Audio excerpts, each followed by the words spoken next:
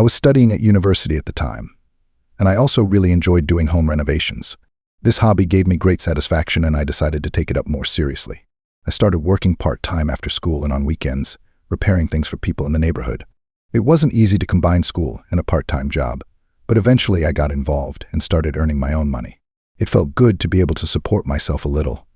And even though my mom and dad could only give me money occasionally, I felt proud of what I was doing. I lived in the city with my parents.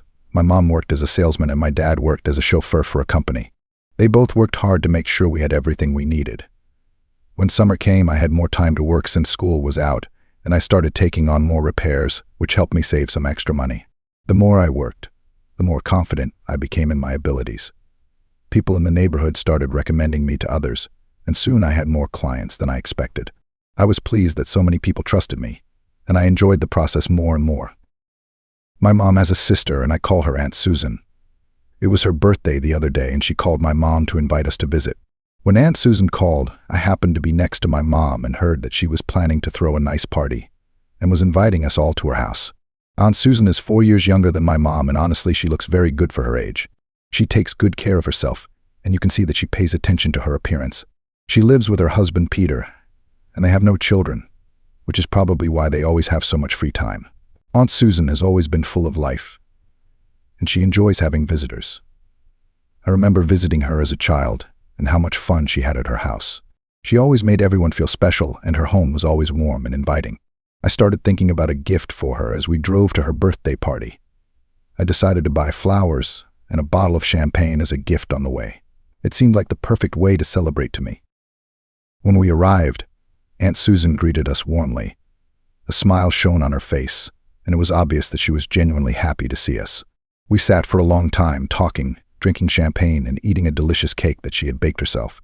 The cake was beautifully decorated and tasted amazing, like everything Aunt Susan made. My dad and Uncle Peter drank stronger drinks, and from time to time we all went out for a smoke. Aunt Susan's house had a cozy atmosphere, and it was nice to just relax and enjoy the evening.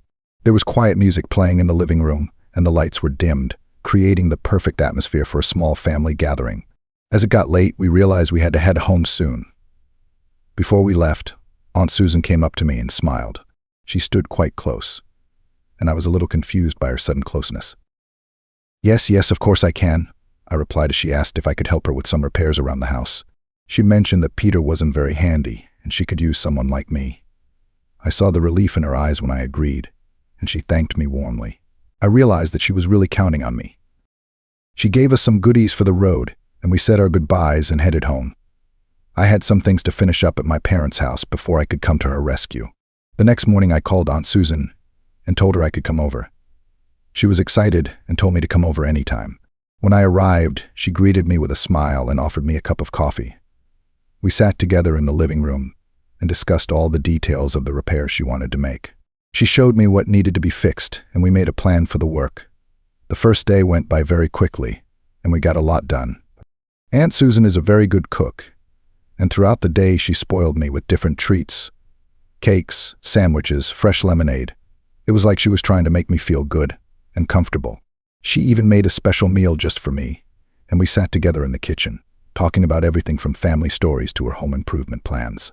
I enjoyed spending time with her, and I could tell she was enjoying our company as well. On the second day, I arrived in the morning and continued with the renovations. We worked most of the day, and by evening we had almost finished everything she wanted me to do. Aunt Susan was very pleased with the progress, and she constantly praised my skills, which made me feel appreciated. I was sitting in the kitchen and Aunt Susan was fiddling around at the stove cooking something that smelled amazing. She was dressed casually, in tights and a tank top that emphasized her figure well. I couldn't help but notice how attractive she looked, and when she turned around, she caught my eye. She smiled understandingly, and I felt my face redden with embarrassment. I quickly looked away, pretending to focus on something else, but not for long. When I looked at her again, she was still looking at me, and there was something in her eyes that made my heart race. She walked over to me and, without saying anything, leaned over and hugged me. I could smell the sweet scent of her perfume as she hugged me. I got up from the chair and hugged her back, and this time it was different, more intimate. Seeing that I wasn't embarrassed or resisting, she leaned closer and whispered softly, "Let's go." Her words sent shivers down my spine, and before I knew it, we were headed for the bedroom together. My heart was racing, and it felt like time had slowed down. The hallway seemed longer than usual, and every step we took was heavy with anticipation.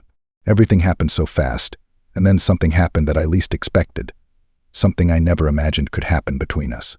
It was a mixture of excitement and fear, and I felt like we were crossing a line that could never be crossed. After that, we lay in silence, both of us digesting what had just happened. I could hear her breathing quietly next to me, and it seemed unreal. Aunt Susan turned to me and smiled, her eyes filled with a mixture of emotions, relief, curiosity, and something else I couldn't define. She reached out and gently touched my face, and for a moment everything fell into place, though I knew it wasn't easy. We didn't talk much, but there was an unspoken understanding between us. I knew things would never be the same again, but in that moment I didn't care. I was just lost in the feeling of being close to her, of needing her. The next morning I woke up early and dressed quietly. Aunt Susan was still asleep, and I didn't want to wake her. I took one last look at her before I left the room, and I couldn't shake the guilt mixed with delight at what had happened. I reached the kitchen and decided to make some coffee. As I stood and waited for it to brew, the events of the previous night replayed in my head. It all felt like a dream, and I wasn't sure what would happen next. Would we pretend it never happened? Would there be awkwardness between us? I had no idea, but one thing I knew for sure was that nothing would ever be the same again. If you enjoyed this story, please like, share, and subscribe so you don't miss new stories.